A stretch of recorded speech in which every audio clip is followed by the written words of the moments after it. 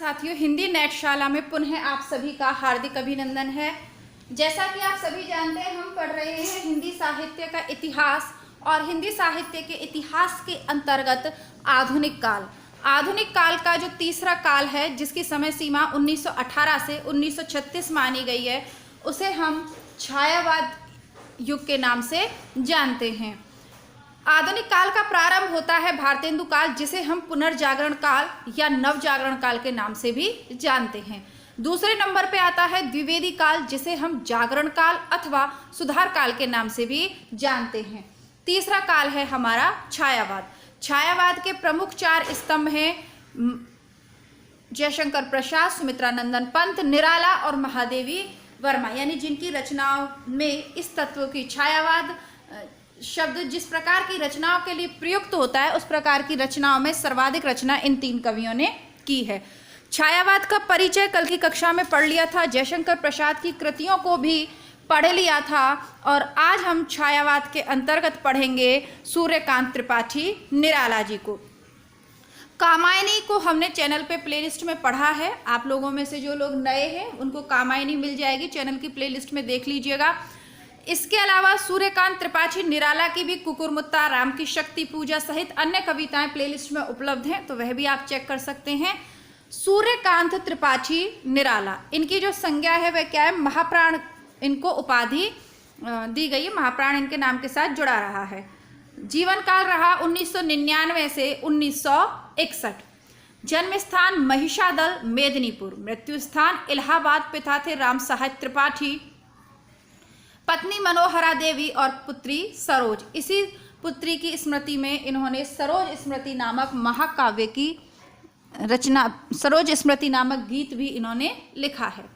निराला की महत्वपूर्ण पंक्तियां, कृतियां, रचनाएं, किताबें देख लेते हैं। अनामिका 1923, परिमल 1930, गीतिका 1936, तुलसीदास 1938, कुकुरमुत्ता 1942, अणिमा 1943, बेला 1946, नए पत्ते 46, अर्चना 1950, आराधना 53, गीत गुंज 54 और सांध्य काकली 1969।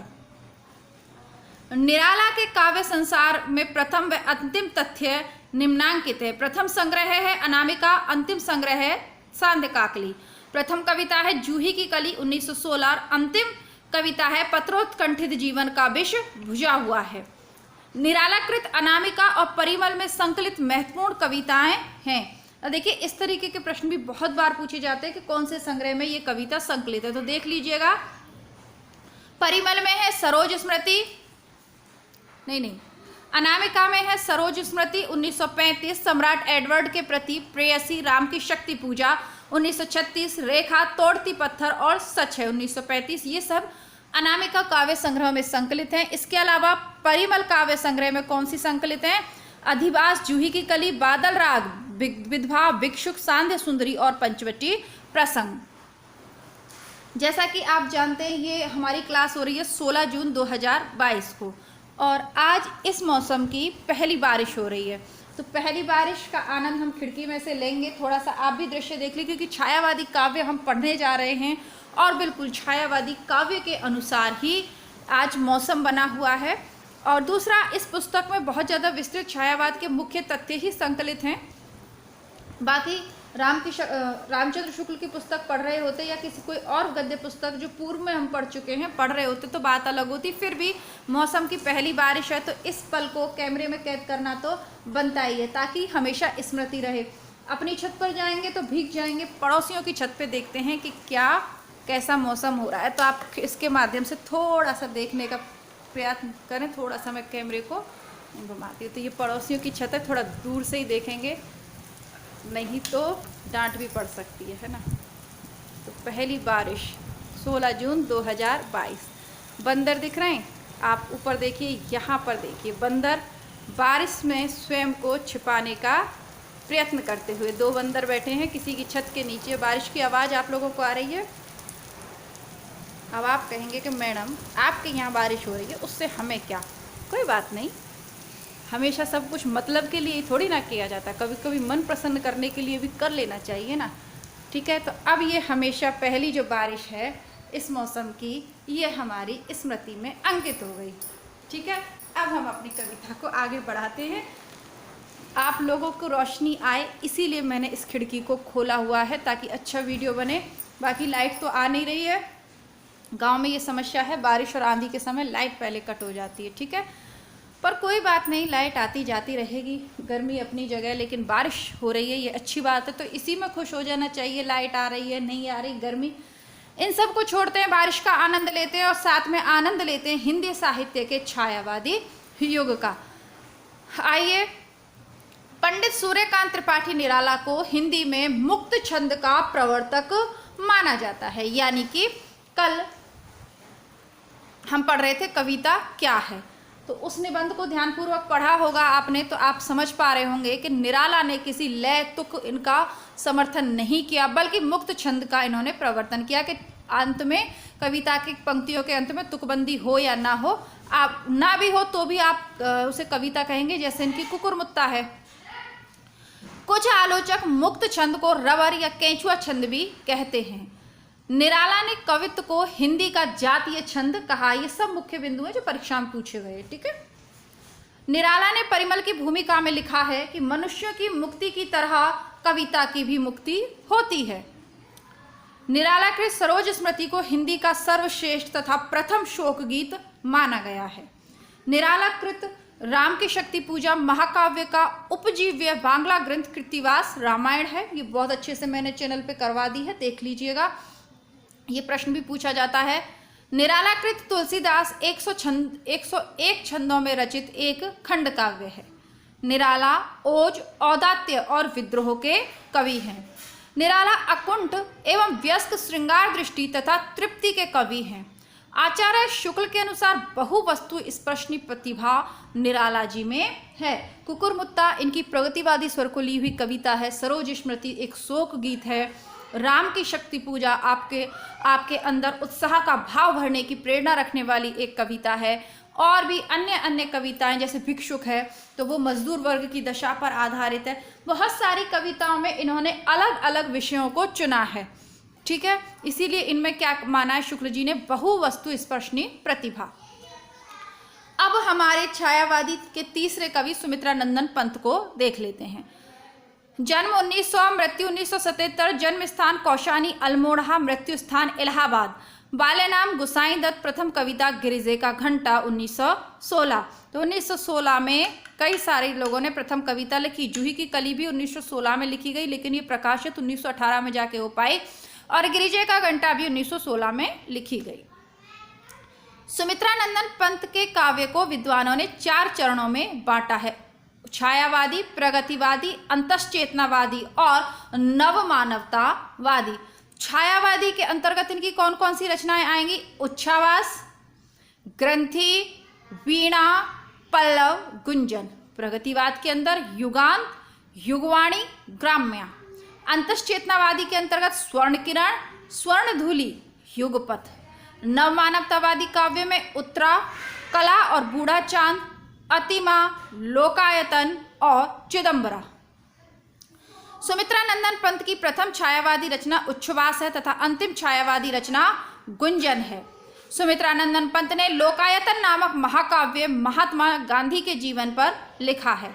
सुमित्रा नंदन की महत्वपूर्ण कविताओं का संकलन चिदंबरा शीर्षक से प्रकाशित है। इस पर इन्हें भारतीय ज्ञानपीठ पुरस्कार प्राप्त हुआ था। तो चिदंबरा इनका अंतिम काव्य संकलन है, कविताओं का संकलन है, और इस पर इन्हें ज्ञानपीठ पुरस्कार मिला है। और चिदंबरा कब लिखी गई थी? ये 1964 के बाद, ये 64 में ही लिखी गई मान सकते हैं। यहाँ पर इसका प्रकाशन वर्ष तो नहीं दे रखा है। अब जैसे सुमित्रा नंदन ने अच्छा जीवन जिया, 1977 तक ये जिए हैं स्वतंत्रता प्राप्ति के बाद भी, तो उस समय छायावाद का जो समय सीमा रही है 1800 से 36, तो उस समय ऐसा काव्य लिखा। धीरे धीरे इन्होंने प्रगतिवाद में भी के ऊपर भी कुछ रचनाएं लिखी, लेकिन अंत में ये अरविंद दर्शन की ओर मुड़ गए थे अपने अंतिम समय में। यह प्रश्न भी पूछा जाता है, इसलिए मैंने आपको बता दिया, पूछा गया है पूर्व के पेपर में। सुमित्रा नंदन कृत पल्लव की भूमिका को छायावाद का घोषणा पत्र कहा जाता है, मैनिफेस्टो। और परिवर्तन नामक इनकी बड़ी कविता हमने अपने चैनल पे पढ़ी है, आप सबके सिलेबस में है, जरूर देखिएगा, इसी चैनल की प्लेलिस्ट में उपलब्ध है। पंत जी को संवेदनशील इंद्रिय बोध का कवि कहा जाता है। सुमित्रा नंदन पंत मूल रूप से अरविंद दर्शन से प्रभावित थे। ठीक है, तो ये सारे तथ्य हो गए। अब महादेवी वर्मा जी के पास चलेंगे हम। तो उससे पूर्व मैं आप लोगों से कहना चाहूँगी, अभी तक भी वीडियो को देख रहे हैं, चैनल पे पहली बार हैं, तो आप जिस भी परीक्षा से, भारत के किसी भी राज्य से आप हिंदी विषय की किसी भी परीक्षा की तैयारी कर रहे हो, चाहे बीए कर रहे हो, एमए कर रहे हो, या assistant professor, TGT, PGT, UGC net कुछ भी कर रहे हो, आपके सिलेबस में जो रचनाएं, कविता, कहानियां, निबंध, उपन्यास जो भी कुछ लगा हुआ है, आदिकाल, मध्यकाल, जो भी, वो सब कुछ चैनल पर प्लेलिस्ट में आपको मिल जाएगा। चैनल पे उपलब्ध प्लेलिस्ट को अवश्य से अवश्य चेक करें। अच्छा लगे तो चैनल को सब्सक्राइब भी अवश्य करें। ठीक है, इसके अलावा हिंदी की पूरी किताबें पढ़ने के लिए आगे, इस पे जैसे गोदान, आपका अवंती, ये उपन्यास पढ़ लिए। अन्य उपन्यास और अन्य रचनाएं पढ़ने के लिए आप हमारा जो दूसरा चैनल है, इसी का दूसरा भाग हिंदी बुकशाला, केवल बुकशाला नहीं, हिंदी बुकशाला, उसको भी आप प्लेलिस्ट ज़रूर चेक करें। मुझे पूरी आशा है कि आरपीएससी के साथ आपके यूपी या किसी भी अदर स्टेट की रचनाएं जो आपके सिलेबस में हैं, क्योंकि हिंदी साहित्य का इतिहास सबके लिए वही है, तो वो आपको प्लेलिस्ट में मिल जाएंगी। दोनों चैनलों को सब्सक्राइब करके रखें और दोनों चैनल की प्लेलिस्ट समय समय से चेक करते रहें, क्योंकि आप पहली बार है चैनल पे, लेकिन उससे पूर्व भी तो रचनाएं मैंने डाली हैं, तो आपको प्लेलिस्ट में पूरी मिल जाएंगी। आपको इधर उधर घूमने में या किताबों को एकत्रित करने में आपका समय जाया नहीं होगा। महादेवी वर्मा को देख लेते हैं। समय सीमा है 1907 से 1987, जन्म स्थान फर्रुखाबाद और मृत्यु स्थान इलाहाबाद, यानी कि सारे के सारे मुख्य हिंदी भाषी कवि अंत में इलाहाबाद में पहुंच जाते थे। पिता गोविंद प्रसाद, उपाधि आधुनिक युग की मीरा। महादेवी वर्मा को हिंदी के विशाल मंदिर की वीणा पाणी कहा जाता है। महादेवी वर्मा की महत्वपूर्ण काव्य कृतियां हैं। देखिए, छायावाद की जो काव्य कृतियां हैं, उनका प्रकाशन वर्ष आपको याद रखना है। प्रकाशन वर्ष से क्रमानुसार 1-2 प्रश्न यहाँ से अवश्य ही बनेंगे, 2 से ज़्यादा भी बन सकते हैं। इनका प्रकाशन वर्ष याद रखिएगा। निहार, पहली है निहार 1930, रश्मि 1932, नीरजा 35, सांध्य गीत 36, यामा 40, दीपशिखा 42, सप्तपर्णा 60। महादेवी वर्मा कृत यामा में उनके निहार, रश्मि, नीरजा और सांध्य गीत के महत्वपूर्ण गीतों का संकलन किया गया है। यामा पर महादेवी वर्मा को भारतीय ज्ञानपीठ पुरस्कार प्राप्त हुआ। महादेवी वर्मा कृत सप्तपर्णा में ऋग्वेद के मंत्रों का हिंदी काव्यानुवाद संकलित है। अयोध्या सिंह उपाध्याय हरिओद ने महादेवी के प्रथम काव्य संग्रह निहार की भूमिका सन 1930 में लिखी थी। महादेवी वर्मा की ब्रजभाषा और आरंभिक खड़ी बोली की कविताओं का संकलन सन 1984 में प्रथम आयाम शीर्षक से प्रकाशित हुआ था। महादेवी वर्मा को बौद्ध दर्शन से प्रभावित रहस्यवादी कवयित्री के रूप में स्वीकार किया जाता है। इनका सर्वाधिक प्रिय प्रतीक दीपक और बादल हैं। अधिकांश कविताओं में इनके दीपक और बादल मिल जाएंगे। तो ये तो हो गए छायावाद के प्रमुख 4 स्तंभ। अब इनके अलावा भी अन्य किन कवियों ने छायावाद के अनुसार कविता की रचना की है, उसको देख लेते हैं। उदयशंकर भट्ट 1898 से 1966, राका, मानसी, विसर्जन, युगदीप, अमृत और विष, यथार्थ और कल्पना। मोहनलाल महतो वियोगी निर्माल्य, एक तारा, कल्पना। लक्ष्मी नारायण मिश्र अंतर्जगत, रामकुमार वर्मा रूपराशि, निशीथ इनका पूछा गया है। आकाश, चित्ररेखा, आकाश गंगा, अनुभूति और अंतर्ध्वनि।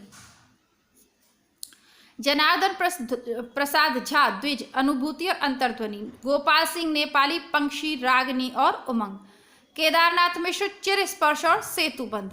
आरसी प्रसाद सिंह कलापी और संचयिता। जीवन और यौवन, नई दिशा, 5 जन्य और प्रेम गीत। तो ये आपके छायावाद यहाँ पर इन्होंने समाप्त कर दिया है। और छायावाद की प्रमुख पंक्तियां हम पहले देखेंगे, ठीक है। अब इसमें जो नई जो धारा दी है राष्ट्रीय सांस्कृतिक धारा के कवि, इनको बाद में देखेंगे। पहले छायावाद की प्रमुख पंक्तियों को हम आज देखेंगे, क्योंकि फिर गड़बड़ हो जाती है।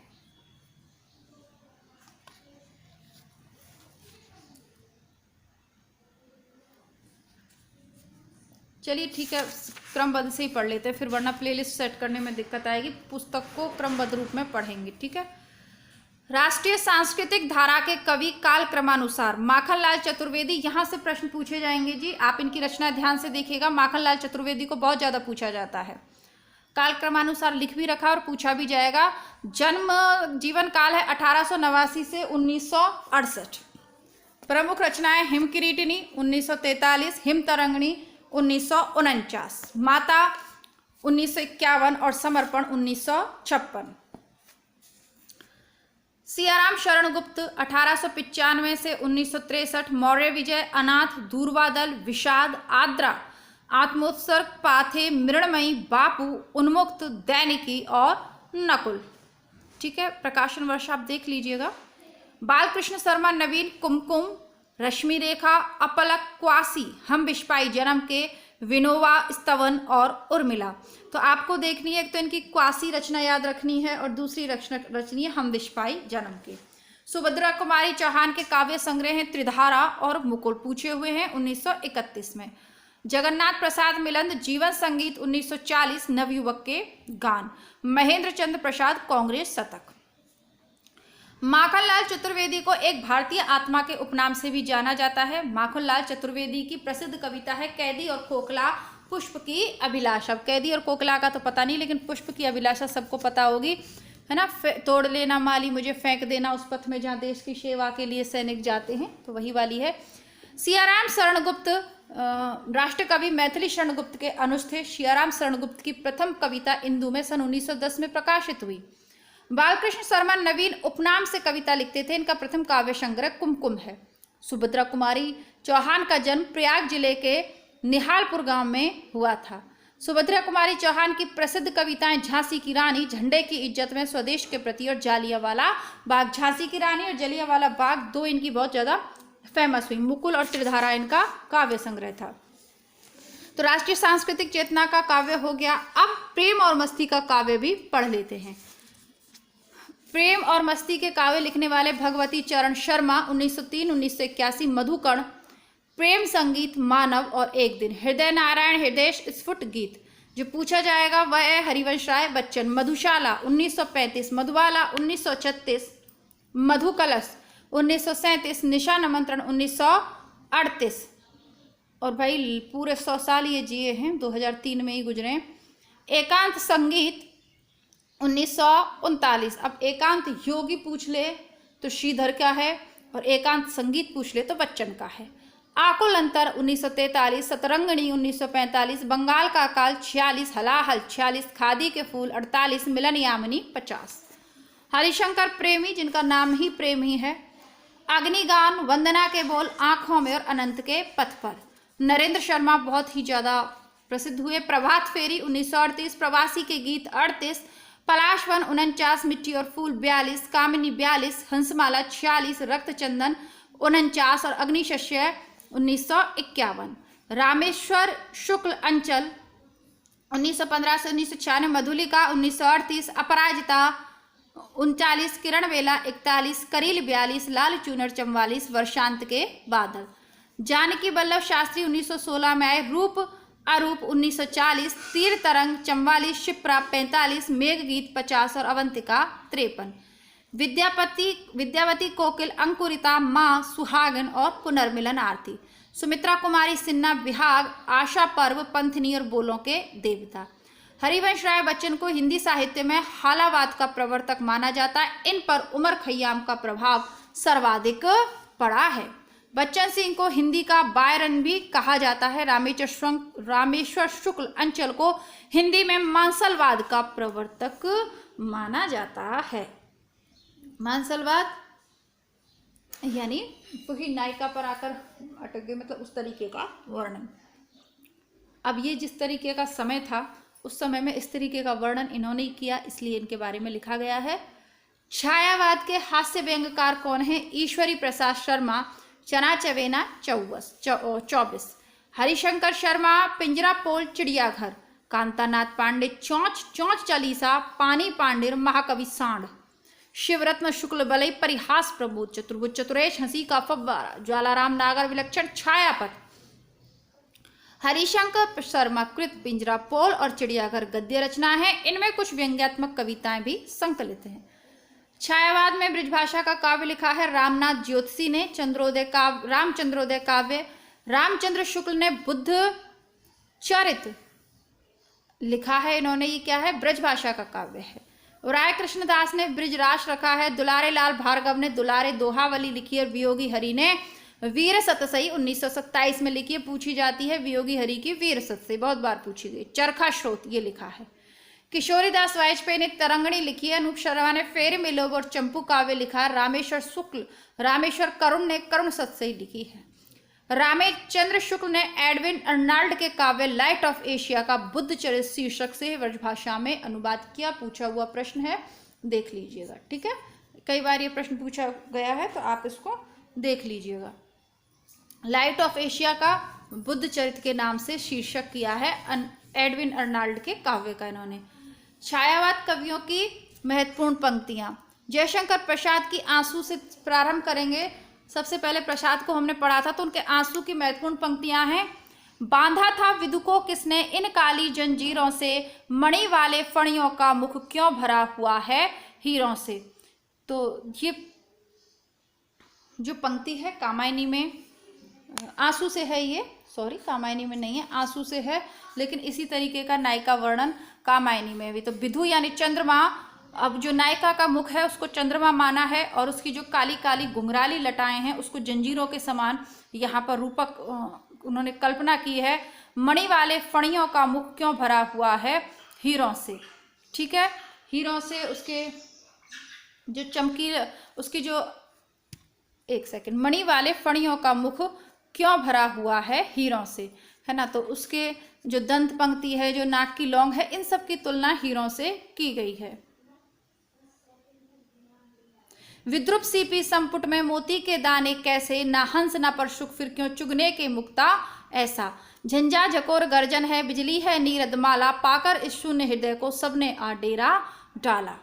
तो आंसू मैंने पढ़ा नहीं है, बहुत ज़्यादा आपको इसके विषय में ऑथेंटिक जानकारी मैं नहीं दे पाऊंगी, क्योंकि जो चीज़ पढ़ी नहीं है उस पर अपना ज्ञान फालतू में प्रदर्शित करने का कोई फ़ायदा नहीं है। जब पढ़ लूँगी तब आपको बताएंगे इस बारे में, और नहीं तो अपनी बुकशाला पे तो हमें ये पढ़नी है काव्य।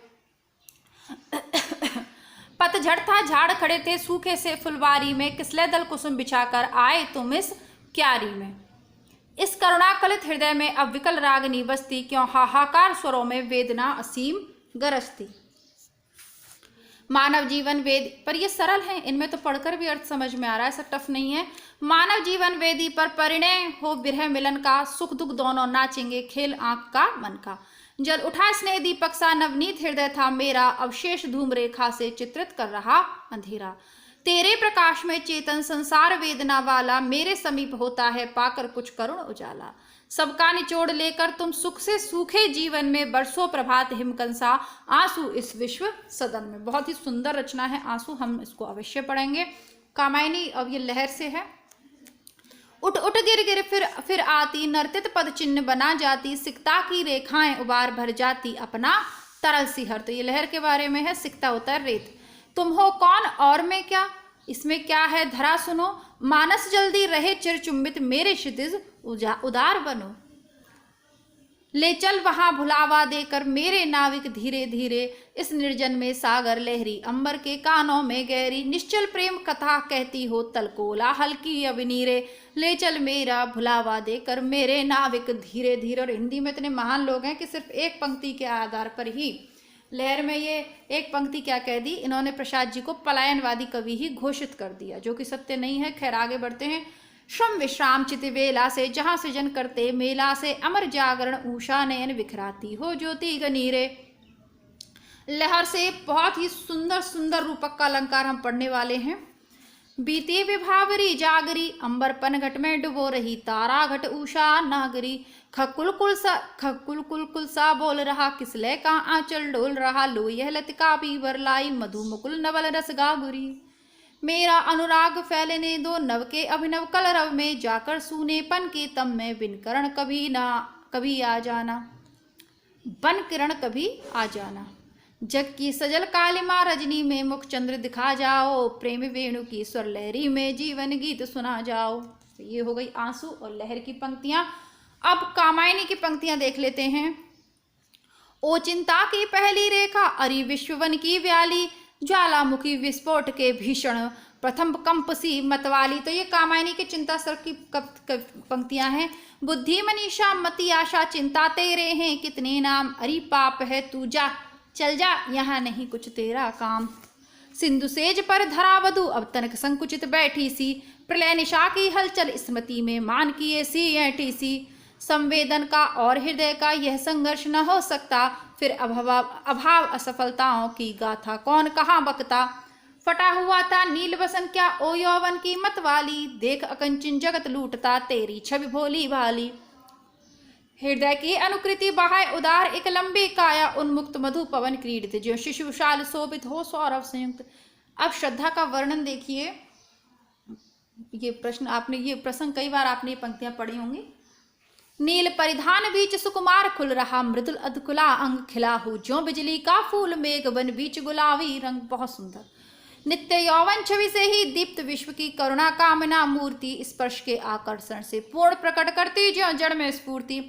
कुसुम कानन अंचल में मंद पवन प्रेरित सौरभ साकार, रचित परमाणु पराग शरीर खड़ा होले मधु का आधार। काम मंगल से मंडित श्री सर्ग इच्छा का है परिणाम, तिरस्कृत कर तुम उसको भूल बनाते हो असफल भवदाम। इटा का है ये वक्तव्य। एक तुम ही है विस्तृत भूखंड प्रकृति भैभव से भरा, अमंद कर्म का भोग भोग का कर्म यही जड़ का चेतन आनंद। शक्ति के विद्युत कण जो व्यस्त विकल बिखरे हो, निरुपाय समन्वय उसका करे समस्त विजयनी मानवता हो जाए। कोमल किसले के अंचल में नन्ही लत कलिका क्यों छिपती सी, गोधल की धूमल पट में दीपक के स्वर में दीप्ति सी। मैं रत की प्रीत, अब लज्जा सर गाएगा। मैं रत की प्रतिकीर्ति, वो ईड़ा का नहीं है जो मैंने ऊपर बताया, गलत हो गया अभी तो। हाँ, मैं रति की प्रतिकीर्ति लज्जा हूं, मैं शालीनता सिखाती हूँ, मतवाली सुंदरता पग में नुपुर सी लिपट जाती हूँ। और सबसे प्रसिद्ध मेरा जो सबसे मुझे ज़्यादा पसंद है पूरी कामायनी का, वह 31वें नंबर का पद है। ये लज्जा सर के अंतर्गत ही है। नारी तुम केवल श्रद्धा हो, विश्वास रजत नग पग तल में, तुम पीयूष स्रोत सी बहा करो जीवन के सुंदर समतल में। आंसू से भीगे अंचल पर मन का सब कुछ रखना होगा, तुमको अपनी स्मित रेखा से यह संधि पत्र लिखना होगा। ये काम सर्ग जो है ना, इसमें उसका पिता काम जो मनु को कहता है वह वक्तव्य है। तुम भूल गए पुरुषत्व मोह में कुछ सत्ता है नारी की, समरसता है संबंध बनी अधिकार और अधिकारी की। बिखरी अलकें ज्यों तर्क जाल, यह विश्व मुकुट सा उज्ज्वलतम शशिखंड सदृश था स्पष्ट भाल। दो पद्म पलाश चषक से दृग देते अनुराग विराग ढाल, जो बुद्धि कहे उनको न मान कर फिर किसकी नर शरण जाए। वह विज्ञानमयी अभिलाषा पंख लगाकर उड़ने की, जीवन की असीम आशाएं कभी न नीचे मुड़ने की। अब अंतिम इधर है ना, रहस्यवाद और आनंद की ओर बढ़ेंगे। प्रकृति शक्ति तुमने यंत्रों से सबकी छीनी, शोषण कर जीविनी बना दी जर्जर झीनी। स्वप्न स्वाप जागरण भस्म हो, इच्छा क्रिया ज्ञान मिल ले हो, दिव्य अनाहत पर निनाद में श्रद्धायुत मनुबस्तन में थे। समरस थे जड़ या चेतन, सुंदर साकार बना था, चेतन था एक विलसती आनंद अखंड घना था। तो ये जो है कामायनी हम पढ़ेंगे, पूरी पढ़ेंगे। बाकी अधिकतर जो पंक्तियां हैं हम चिंता, लज्जा, कुछ सर्ग पढ़े आए हैं, श्रद्धा उसी में से पूछी हुई हैं, तो वो हम पढ़े आए हैं। यहाँ पुनः व्याख्या इसलिए नहीं करी कि वीडियो लंबा हो जाता। अब सूर्यकांत त्रिपाठी निराला को हम कल पढ़ेंगे। अब क्योंकि हमने जब शुक्ल इसकी जो कामायनी है पढ़ ही ली है, एक सेकंड रुको बेटा, कामायनी हमने पढ़ ही ली है तो उसको बार बार उसमें समय अपना व्यर्थ में ही क्यों करवाएं। आपको यदि इनके अर्थ देखने हैं तो आप प्लेलिस्ट से देख लीजिएगा, ठीक है। एक मिनट रुको बेटा, ठीक है। अब मैं मिलती हूँ आपसे कल इस पुस्तक के आगे के भाग के साथ। तब तक के लिए नमस्कार, धन्यवाद, जय हिंद।